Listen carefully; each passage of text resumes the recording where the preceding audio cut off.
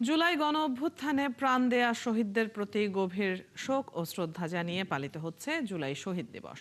নানা আয়োজনে স্মরণ করা হচ্ছে ২৪-এর গণ অভ্যুত্থানে প্রথম শহীদ আবু সাঈদ সহ জুলাই শহীদদের।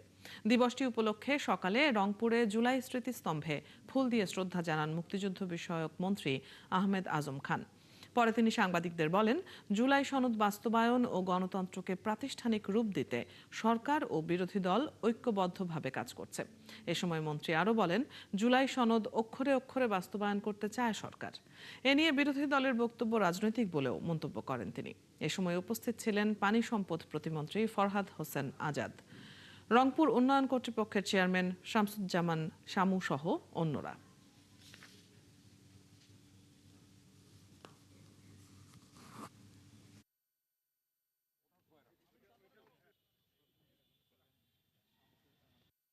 আমরা সরকারি দল বিরোধী দল মিলেই গণতন্ত্রকে যেমনি প্রাতিষ্ঠানিক রূপ দিতে চাই, তেমনি জুলাই সনদকে অক্ষরে অক্ষরে বাস্তবায়ন করতে চাই। এখন বিরোধী দল মাঝে মধ্যে যে মেঠু বক্তৃতা করেন, সেটা তো তাদের রাজনৈতিক বক্তব্য। আমরা কিন্তু সংসদে সেভাবেই কথা বলি এবং সংসদকে কার্যকর করবার জন্যে এবং জুলাই সনদ বাস্তবায়ন করবার জন্যে আমরা অঙ্গীকারাবদ্ধ। রংপুর জুলাই স্মৃতিস্তম্ভে শ্রদ্ধা জানাচ্ছেন সর্বস্তরের মানুষ। এই মুহূর্তে সেখান থেকে যুক্ত হচ্ছেন সহকর্মী শাহ বায়েজিদ আহমেদ।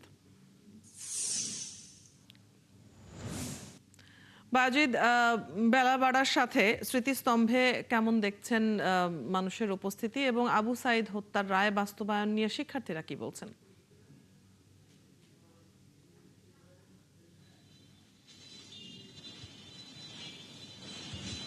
অদিতি, আমরা এই মুহূর্তে আছি জুলাই চত্বরে, রংপুরের জুলাই চত্বরে। সকালে সূর্য ওঠার সাথে সাথেই কিন্তু আহত জুলাই যোদ্ধা এবং যারা জুলাই আন্দোলন করেছে এনসিপির নেতারা, বিশেষ করে এনসিপির উত্তরাঞ্চলের মুখ্য সচিব সার্জিস আলম, নাসিরুদ্দিন পাটোয়ারি, তার নেতৃত্বে এখানে বিভিন্ন সামাজিক সাংস্কৃতিক রাজনৈতিক সংগঠন এই শহীদ বেদিতে ফুল দিয়ে শ্রদ্ধা নিবেদন করেন। জুলাই চত্বরের যে শহীদ বেদি, সেই শহীদ বেদিতে ফুল দিয়ে শ্রদ্ধা নিবেদন করেছেন বিভিন্ন সামাজিক সাংস্কৃতিক রাজনৈতিক সংগঠন এবং বিভিন্ন ব্যক্তি প্রতিষ্ঠান সহ সরকারি বেসরকারি নানা অফিস। এবং এখানে জুলাই যোদ্ধারা ছিল, তার শহীদের স্বজনরা ছিল। এছাড়াও কিন্তু বেগম রোকেয়া বিশ্ববিদ্যালয়ের সামনে কিন্তু ফুল দিয়ে শ্রদ্ধা নিবেদন করেছেন। ওখানে জুলাই স্মৃতিস্তম্ভ এবং আবু সাঈদ স্মরণে সেখানে ফুল দিয়ে শ্রদ্ধা নিবেদন করেছেন বিশ্ববিদ্যালয় প্রশাসন এবং বিভিন্ন সামাজিক সাংস্কৃতিক সংগঠন।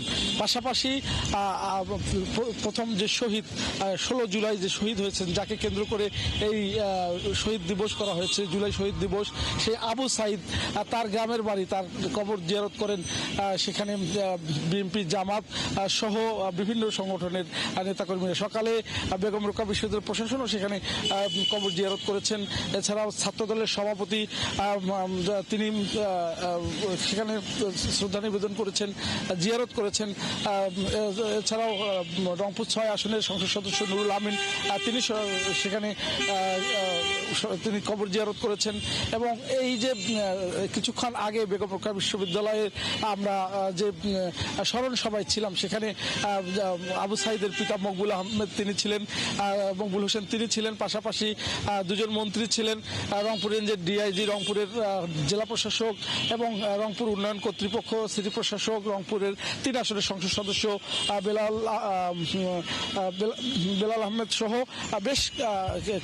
বেশ কিছু সাধারণ মানুষ কিন্তু সেখানে যুক্ত হয়েছিলেন। আজকে সবারই একই প্রত্যাশা যে যেহেতু রায় ঘোষণা হয়েছে। আপনার কাছ থেকে আমরা রংপুরের আজকে দিনভর যেসব কার্যক্রম সেগুলো নিয়ে জানছিলাম। দর্শক, রংপুরের জুলাই স্মৃতিস্তম্ভ থেকে সহকর্মী শাহ বায়েজিদ আহমেদ যুক্ত ছিলেন এতক্ষণ। এদিকে জুলাই গণঅভ্যুত্থানের প্রথম শহীদ আবু সাঈদের দ্বিতীয় শাহাদাত বার্ষিকীতে তার কবরে শ্রদ্ধা জানাচ্ছেন সর্বস্তরের মানুষ। সকালে পীরগঞ্জের জাফরপাড়ার বাবনপুরে আবু সাইদের কবর জিয়ারত করেন পীরগঞ্জ ৬ আসনের সংসদ সদস্য মাওলানা নুরুল আমিন। এরপর বেগম রোকেয়া বিশ্ববিদ্যালয়ের উপাচার্য ডক্টর শওকত হোসেন, কেন্দ্রীয় ছাত্রদলের সভাপতি রাকিবুল ইসলাম রাকিব ও আবু সাইদের সহপাঠীরাও তার কবর জিয়ারত করেন। এ সময় তারা আবু সাইদ হত্যার রায় দ্রুত কার্যকরের দাবি জানান। এছাড়া আবু সাইদের বাবা মকবুল হোসেনও সরকারের কাছে মামলার রায় দ্রুত বাস্তবায়নের দাবি জানান। দিবসটি উপলক্ষে দুপুরে জেলা প্রশাসন ও বেগম রোকেয়া বিশ্ববিদ্যালয়ের উদ্যোগে জুলাই শহীদ দিবসের আলোচনা সভা আয়োজন করা হয়েছে।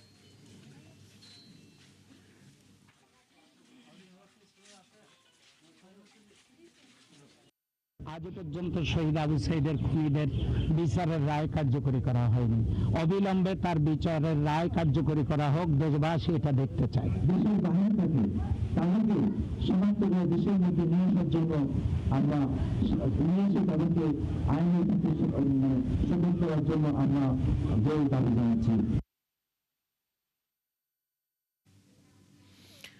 জুলাই গণঅভ্যুত্থানের শহীদদের স্মরণে দেশ জুড়ে পালিত হচ্ছে জুলাই শহীদ দিবস। এই দিনে রংপুরে বেগম রোকেয়া বিশ্ববিদ্যালয়ের শিক্ষার্থী আবু সাইদ এবং চট্টগ্রামে মোহাম্মদ ওয়াসিম আকরাম সহ ৬ জন শহীদ হন। দিনটি ঘিরে সারা দেশে সরকারি বেসরকারি বিভিন্ন কর্মসূচি পালন করা হচ্ছে। সহকর্মীদের তথ্য ও ছবিতে প্রতিবেদন। চট্টগ্রামে জুলাই শহীদ স্মৃতিস্তম্ভে ফুল দিয়ে শ্রদ্ধা জানান চট্টগ্রাম সিটি কর্পোরেশনের মেয়র ডাক্তার শাহাদাত হোসেন। এ সময় তিনি বলেন, পারস্পরিক বিভেদ দূর করে জুলাইয়ের চেতনাকে ধারণ করতে হবে।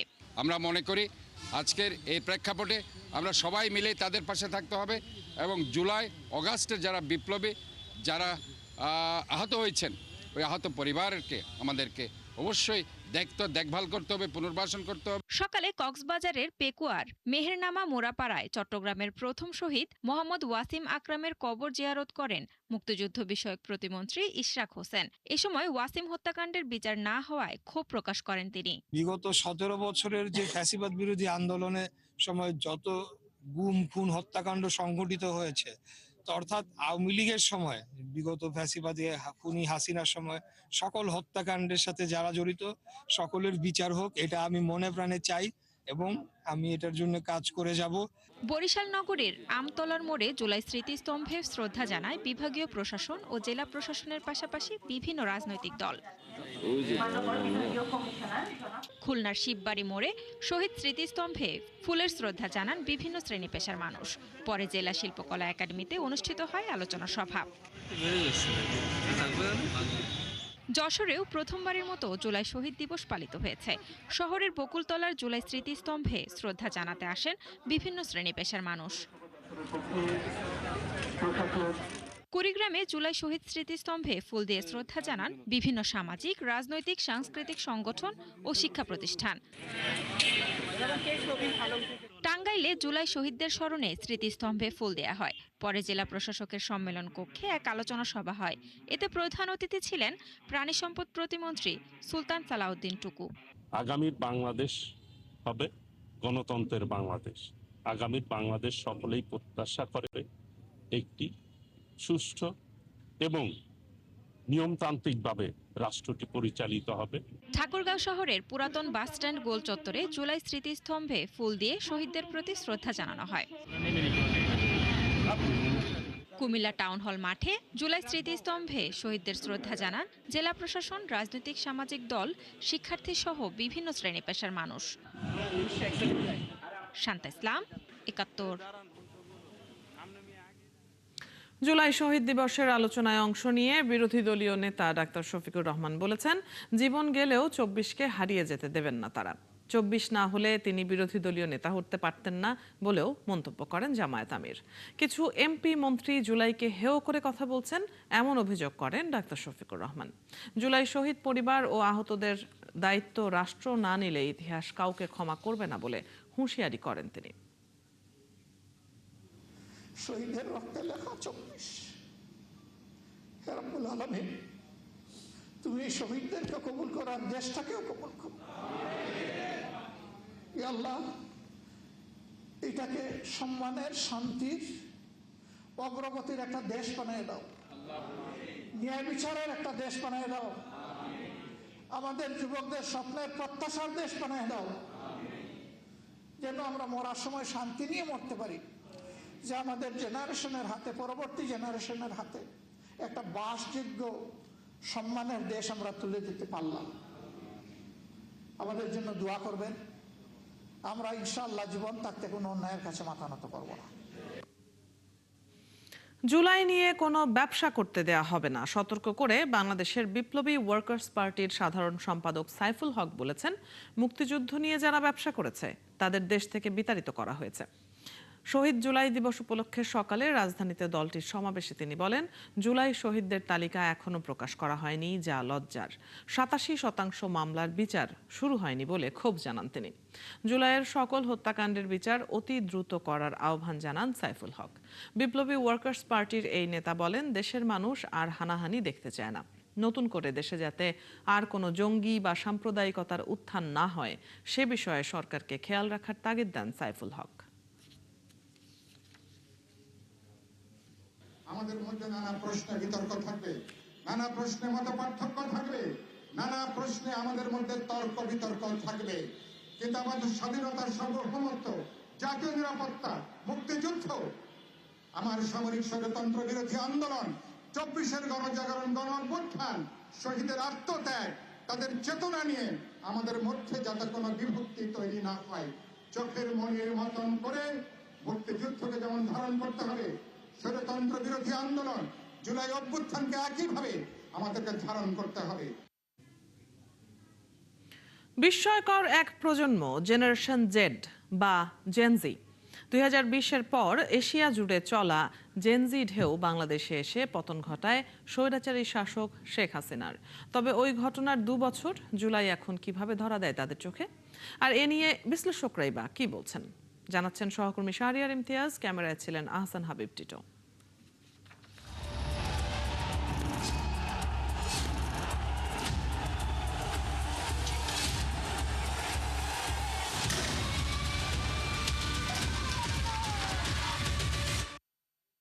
দক্ষিণ এশিয়ায় 3টি গণঅভ্যুত্থান, 2022-এ শ্রীলঙ্কা, 24-এ বাংলাদেশ আর নেপালে 2025 সালে তরুণদের গণ আন্দোলনে পতন ঘটে দেশগুলোর সরকারের।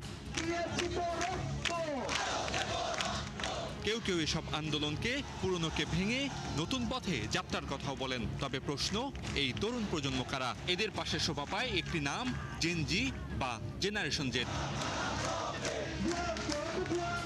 প্রজন্মভেদে বিভিন্ন জেনারেশনকে নাম দেওয়া হয়ে থাকে। যারা 90 দশকের শেষ থেকে 2012 সালের মধ্যে জন্ম নিয়েছেন তারাই জেনজি। এদের বৈশিষ্ট্য, জন্ম থেকেই তথ্য প্রযুক্তিতে তথা ইন্টারনেট ও স্মার্টফোনের সাথে পরিচিত। এরাই রাজপথে নামে 24-এর বাংলাদেশে প্রতাপশালী স্বৈরশাসক শেখ হাসিনার বিরুদ্ধে।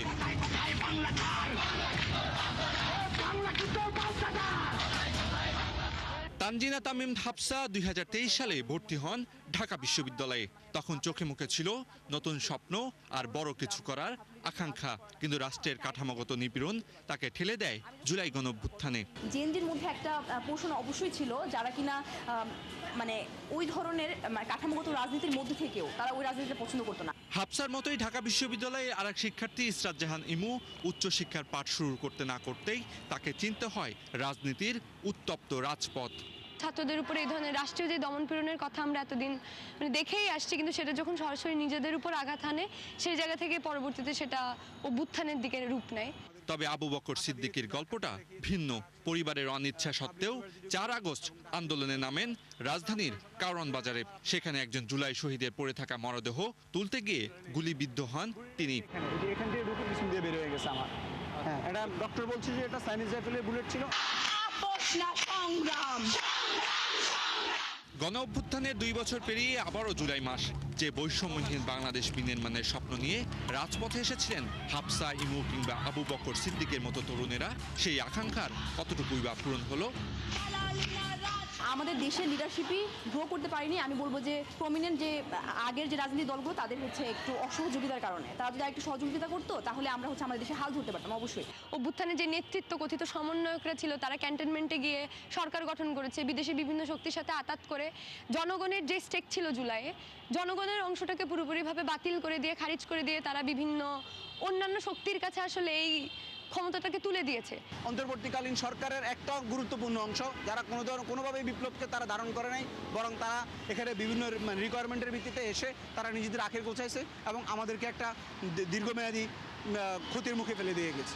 বাংলাদেশে যেই আলতাফ পারভেজ অনেকদিন ধরেই দেশে দেশে পরিবর্তনের লড়াই বিশ্লেষণ করছেন। তিনি বলছিলেন কেন অন্যান্য দেশের মতো বাংলাদেশেও পরিবর্তনের লড়াই নামে জেনজিরা। বয়স কম সেই জন্য নয় যে এরা একটা তৃতীয় শক্তি হবে, যেই শক্তি ভিন্ন কিছু দিবে, যেই শক্তি আমাদের অপূরণীয় ক্ষুধাটা মিটাবে। রাজনীতিক যে ক্ষুধা বাংলাদেশে জমেছে 55 বছরে, সেইটা তারা পূরণ করবে, এটাই ভেবেছিল। তবে জেনজিদের নিয়ে সমালোচনা করছেন কেউ কেউ, বিশেষ করে ডানপন্থার দিকে ঝোঁকার বিষয়টি ধরা পড়েছে কারো কারো চোখে। ভবিষ্যতেও কি আবার গর্জে উঠবে তারা? কিন্তু যেভাবে আমরা দেখছি বাংলাদেশ এখনো সংস্কারহীন এবং রাজনৈতিক দলগুলো কিন্তু জুলাইয়ের শহীদদের যে প্রত্যাশা সেইটা পূরণে যথেষ্ট মনোযোগী নয়, ফলে মানুষের ভিতর হতাশা জমছে একটু একটু করে। এই হতাশাগুলো পঞ্জীভূত হয়ে কিন্তু একসময় কিন্তু আবার একটা ক্ষোভের বিস্ফোরণ ঘটাতে পারে। সেটা কিভাবে ঘটবো আমরা জানি না। আরব বসন্তের ঢেউয়ের আদলে এশিয়ার বেশ কয়েকটি দেশে বিক্ষোভে নামে জেনজিরা, তবে তারা সফল হয় শুধুমাত্র দক্ষিণ এশিয়াতেই। বুলেটের সামনে বুক পেতে দিয়ে দেশের জেনজিরা জুলাইয়ের স্বপ্ন দেখেছিল বৈষম্যহীন এক নতুন বাংলাদেশের। গণ অভ্যুত্থানের 2 বছর পর আবারও হিসেব কষতে হচ্ছে সে স্বপ্ন কতটুকু পূরণ হলো। লাখো তরুণের এই প্রশ্নের উত্তর কি দিতে পারবে রাষ্ট্র? শাহরিয়ার ইমতিয়াজ, 71, ঢাকা। সরকারকে বিব্রত করতে চায় এমন একটি মহল শিক্ষার্থীদের আন্দোলন নিয়ে ঘোলা পানিতে মাছ শিকারের চেষ্টা করছে, এমন মন্তব্য করেছেন স্বরাষ্ট্রমন্ত্রী সালাউদ্দিন আহমদ। দুপুরে সচিবালয়ে সমসাময়িক ইস্যু নিয়ে ব্রিফিংয়ে তিনি বলেন, শিক্ষার্থীদের চলমান আন্দোলন নিয়ে শিক্ষা মন্ত্রণালয় এরই মধ্যে তাদের অবস্থান স্পষ্ট করেছে। তারপরও একটি মহল এ নিয়ে ঘোলা পানিতে মাছ শিকার করতে চায়। এদের পেছনে যারাই থাকুক না কেন সরকার সতর্ক রয়েছে বলেও জানান স্বরাষ্ট্রমন্ত্রী। শেখ হাসিনার দেশে ফেরার ঘোষণা প্রসঙ্গে তিনি বলেন, সরকারও চায় তিনি দেশে আসুক। ঢালাওভাবে গোল্ডেন কি জিপিএ 5 নাকি ইত্যাদি ঢালাওভাবে অটো পাস, তারপরে পরীক্ষার নম্বর বাড়িয়ে দেওয়া ইত্যাদির প্রচলন আওয়ামী ফ্যাসিবাদের সময় একটা অপকালচার সৃষ্টি হয়ে গেছিল। তো তাতে করে আমাদের শিক্ষার মান অনেক নিচে নেমে গিয়েছে। আমরা এখন চেষ্টা করছি, কিছুদিন সময় লাগবে, কয়েক বছর সময় লাগবে, যাতে করে আমাদের সন্তানরা এই জাতির ভবিষ্যৎ, তারা যাতে প্রকৃত শিক্ষায় শিক্ষিত হতে পারে এবং একটা নলেজেবল, জ্ঞান সমৃদ্ধ, প্রযুক্তি নির্ভর এবং বিশ্বের সাথে তাল মিলিয়ে প্রতিযোগিতায় টিকতে পারে, সেরকম জাতি আমাদের বিনির্মাণ করতে হবে। তো সেই বিষয়ে আমরা আপোষহীন। স্বামীবাগ মন্দিরে রথযাত্রার উদ্বোধন অনুষ্ঠানে এই মুহূর্তে বক্তব্য রাখছেন বিএনপি মহাসচিব মির্জা ফখরুল ইসলাম আলমগীর। আমরা সরাসরি চলে যাচ্ছি সেখানে।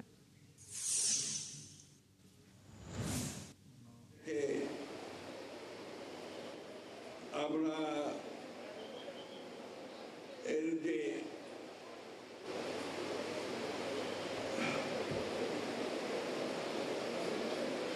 যে উন্নয়নের জন্য আমরা যে কথা দিয়েছি বিভিন্ন সময়, আমাদের সরদার সাহেব কথা দিয়েছেন, সেই বিষয়গুলো আমরা সবসময় মনে রাখবার চেষ্টা করব। প্রিয় ভক্তবৃন্দ, বাংলাদেশের রাজনীতিতে ধর্ম নিয়ে অনেক বিভাজনের সৃষ্টি করা হয়। আমরা আমাদের রাজনীতিতে এই বিভাজন বিশ্বাস করি না। আমাদের যে রাজনৈতিক দর্শন শহীদ প্রেসিডেন্ট জিয়াউর রহমান সাহেব আমাদের দিয়ে গিয়েছেন, বাংলাদেশি জাতীয়তাবাদ, সেই বাংলাদেশি জাতীয়তাবাদের ভিত্তিতে সকল ধর্মের, সকল বর্ণের মানুষের সঙ্গে একাত্ম হয়ে বাংলাদেশের উন্নয়ন আমরা কামনা করেছি। আমাদের দেশনেত্রী বেগম খালেদা জিয়া সেই একইভাবে তিনি সেই রাজনীতিকে এখানে করতে চেয়েছেন। এখন আমাদের যিনি প্রধানমন্ত্রী, আমরা সবাই জানেন যে তিনি অতি অল্প সময়ের মধ্যে বাংলাদেশের মানুষের হৃদয় জয় করে চলেছেন। দীর্ঘকাল ফ্যাসিস্ট সরকারের অত্যাচারে নিপীড়িত হয়ে বিদেশে নির্বাসিত অবস্থায় ছিলেন।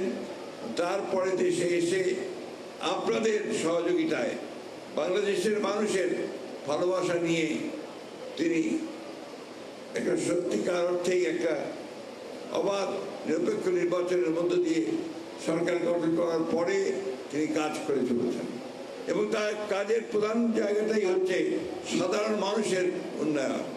আপনারা দেখেছেন যে তিনি এখন যে ফ্যামিলি কার্ড, কৃষক কার্ড এবং আপনারা আরও লক্ষ্য করেছেন যে ধর্ম উপরেও তিনি কাজ করতে চাচ্ছেন, যে সমস্ত ধর্মীয় প্রতিষ্ঠানগুলো আছে, যেমন মুসলমানদের জন্য মসজিদ, তার ইমাম, মুয়াজ্জিম, মন্দিরের পুরোহিত এবং আপনার বৌদ্ধ মন্দিরের যারা দায়িত্বে থাকেন তারা, এবং একই সঙ্গে চার্চে যারা দায়িত্ব থাকেন তাদেরকে তিনি একটা ভাতার ব্যবস্থা করেছেন, যেটা কখনোই কেউ চিন্তা করেনি। এইভাবে ধর্মকে সবার মধ্যে যেন সকলে ধর্ম পালন করতে পারে, সবার মধ্যে তিনি চেয়েছেন যে আমরা বাংলাদেশকে কোনো সুনির্দিষ্ট ধর্মের জন্য এখানে কেউ সুবিধা নিতে না পারে, বাংলাদেশ সবার জন্য কাজ করতে পারে। আপনাদের এখানে আসার আগে স্বামীবাগে মন্দিরে রথযাত্রার উদ্বোধন অনুষ্ঠানে এতক্ষণ সরাসরি যুক্ত ছিলাম আমরা। সেখানে বক্তব্য রাখছেন মির্জা ফখরুল ইসলাম আলমগীর। চট্টগ্রামের বোয়ালখালী উপজেলার একটি লবণ কারখানায় আগুনে পুড়ে দগ্ধ হয়েছে 10 শ্রমিক। তাদের চট্টগ্রাম মেডিকেল কলেজ হাসপাতালের বার্ন ইউনিটে ভর্তি করা হয়েছে। এর মধ্যে 5 থেকে 6 জনের অবস্থা আশঙ্কাজনক। বেলা 11টার দিকে বোয়ালখালী পৌরসভার পশ্চিম গোমদণ্ডি এলাকার কনফিডেন্স লবণ কারখানায় এই আগুন লাগে।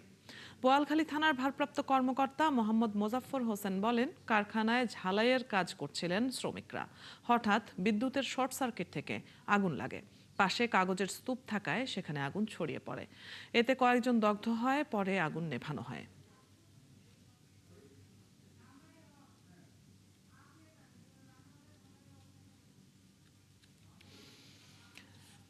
দর্শক, আহতদের অবস্থা জানাতে চট্টগ্রাম মেডিকেল থেকে আমাদের সাথে এই মুহূর্তে যুক্ত হচ্ছেন সহকর্মী প্রণবেশ চক্রবর্তী। প্রণবেশ, আহতদের কি অবস্থা জানতে পেরেছেন? চিকিৎসকরা কি বলছেন এবং অগ্নিকাণ্ড সম্পর্কে কি তথ্য আছে আপনার কাছে?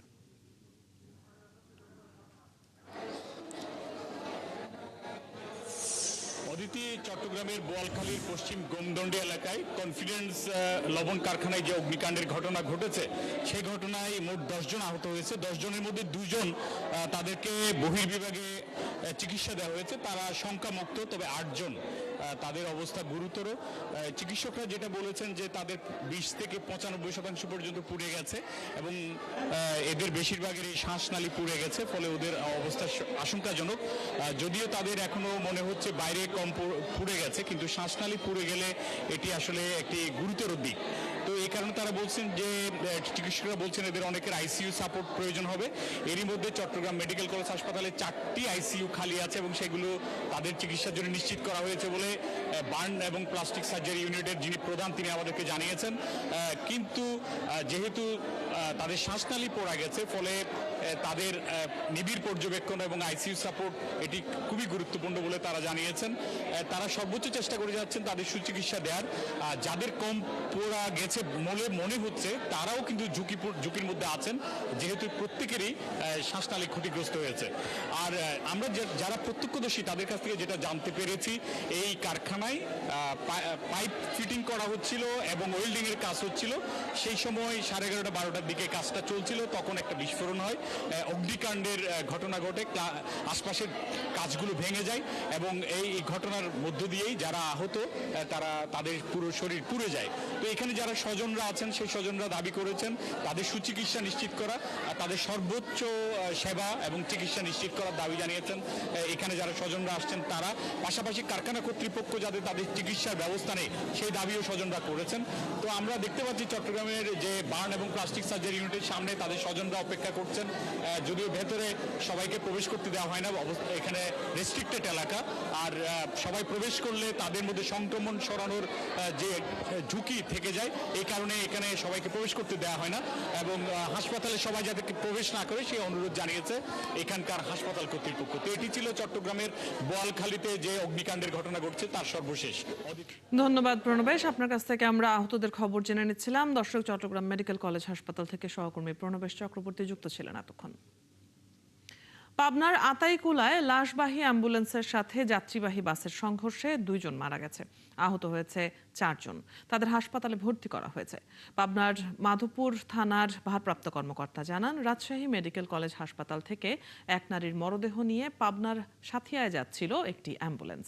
এ সময় আতাইকুলার সরাডাঙ্গি এলাকায় একটি যাত্রীবাহী বাসের সাথে এর সংঘর্ষ হয়। এতে ঘটনাস্থলে 2 জন মারা যান। নিহতদের পরিচয় পাওয়া গেছে, এরা হচ্ছেন অ্যাম্বুলেন্স চালক রাজ শেখ এবং মরদেহের স্বজন বুলু খাতুন। নিহত 2 জন এবং অ্যাম্বুলেন্সের মরদেহ পাঠানো হয়েছে পাবনা জেনারেল হাসপাতালের মর্গে।